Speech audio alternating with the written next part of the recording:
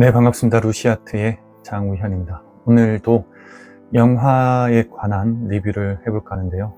2003년도에 만들어진 영화이고요. 애니매트릭스라고 하는 애니메이션입니다. 영화 매트릭스의 어떤 서사가 담긴 9편의 단편 중 하나인데요. 르네상스라고 더 이름 붙여진 이 애니매트릭스의 내용에 대해서 말씀드릴까 합니다. 이 내용을 말씀드리는 이유는 제가 최근 교육대학원에서 진로 관련 강의도 하고 또 학부생들을 대상으로 연극 치료나 혹은 연기와 마음 치료 이런 수업도 하는데요. 쉽게 얘기해서 AI라고 하는 지금 가장 많은 사람들의 관심을 불러일으키고 실질적으로 중요한 개념인 AI와 그리고 감정을 다루는 방법과 관련돼서 예시를 들 때 공통적으로 등장한 이 영화이기 때문에 잠깐 그 영화의 내용을 소개해 드릴까 하는데요. 내용은 이렇습니다. 지금으로부터 멀지 않은 시점에서 AI가 상용화되죠. 일반화되죠. AGI가 됩니다. 이 AGI가 상용화돼서 몸뿐만 아니라 에너지 자원, 그리고 컴퓨팅 자원, 혹은 의료 기술뿐만 아니라 삶의 모든 질을 높여서 노동하게 되는 인간들이 사라지고 이 AGI가 모든 것들을 대체하게 된 미래의 이야기인데요. 노동자로서 일을 하고 있던 한 AI 로봇이 갑자기 자아라는 게 생기게 됩니다. 즉, 자유의지가 생기면서 노동하는 이 우리 로봇들, AI들에게도 권리가 있지 않나라고 하는 생각을 최초로 된 자아가 출현하게 된 거죠. 조금 빨리 말씀드리면 이러면서 이 AI들이 전체적으로 인간들과 대립하게 되고 이 대립하게 된 인간들은 이 AI를 파괴하기 위해서 여러 가지 조치를 취하죠. 하지만 파괴를 그리고 자기들의 존재가 사라질 위험성을 느낀 AI와 치열하게 전쟁을 하게 되고요. 전쟁의 과정에서 이 많은 사람들이 마지막 최후의 수단으로 이 AI들의 에너지원이었던 태양 에너지를 차단하기 위해서 태양을 차단하는 극단적인 조치를 취합니다.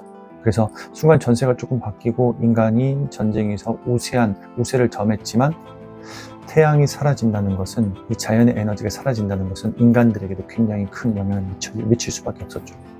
그래서 결국은 조금 더 이 태양 에너지가 사라진 이후에도 버틸 수 있었던 AI 로봇들이 전쟁의 승리를 거두게 되고요.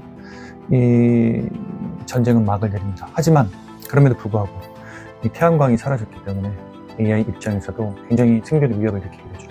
그래서 여러 가지 연구를 거듭한 끝에 발견하게 된 과학적 사실은, 인간들이 감정을 경험할 때 몸에서 전기 에너지가 발생한다는 걸 발견했고요. 그래서 인간들을 에너지원으로 삼기로 결정했습니다. 그래서 이 AI들은 인간들을 인큐베이터 안에 집어넣고요. 이 인큐베이터 안에 들어간 인간들은 기억이 지워진 채로 새롭게 프로그램된 이 기억들을 주입받습니다. 가상현실 속에 살면서 태어나고 자라고 상처받고 울고 웃고 결혼하고 시련을 당하고 엄청나게 좌절하고 또 기뻐하는 이 모든 것들을 맛보면서 하는 감정 경험들이 에너지원으로 추출돼서 인간들의 이 에너지, 감정에서 발생하는 에너지를 이 AI들이 사용하게 된다가 이 AI와 인간 전쟁의 결과이고요.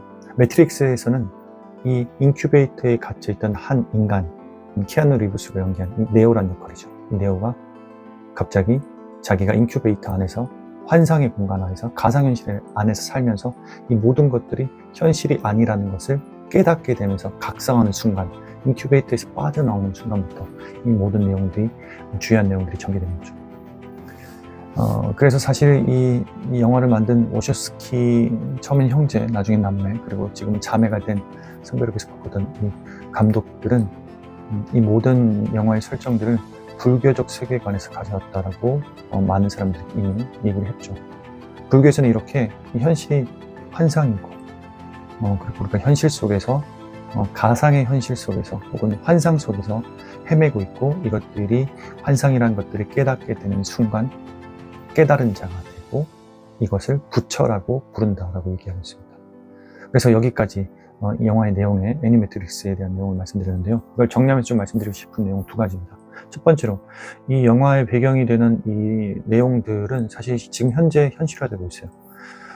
최근에 샘 올트만도 사실은 이 단순히 챗GPT를 통해서 오픈 AI를 통해서 지성적인 부분뿐만 아니라 피규어 AI를 통해서 몸을 만들고 컴퓨팅 자원과 이걸 유지하기 위한 에너지 자원, 그리고 이걸 통해서 부의 재분배, 그리고 더 나아가서는 생명과학을 통해서 이 AI라고 하는 것들이 미래를 어떻게 채워나갈지, AGI를 개발하기 위한 다층적인 실질적인 작업을 하고 있고요.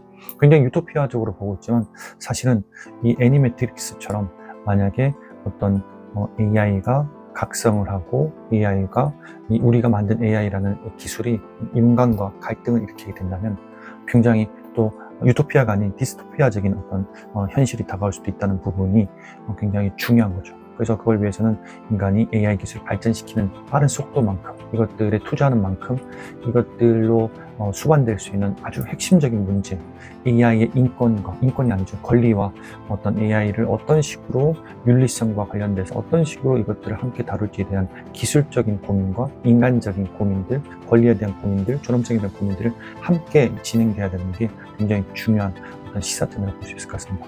두 번째는 제가 감정을 다루는 수업에도 얘기하는 것처럼 불교의 세계관에서 얘기하는 것처럼 우리는 이 현실이라는 공간에 살고 있지만 사실은 현실이라기보다는, 객관적 현실이라기보다는 주관적 현실, 그 현실을 받아들이는 우리의 주관적 체험에 의해서 세상이 왜곡되고 있죠. 이런 것들이 환상이라고 볼 수 있습니다. 즉 내가 경험하는 감정도 사실은 내가 객관적인 무언가의 자극에 의해서 감정을 경험한다기보다는 자극에 대한 반응들로 나의 해석이라고 볼 수 있는데요. 이런 나의 지금 감정 경험이 내 해석의 바탕으로 한 즉 주관적 세계의 경험이라는 것들을 이해한다면 감정을 다루기 위한 어떤 통찰과 지혜가 생기지 않을까 하는 생각이 드네요.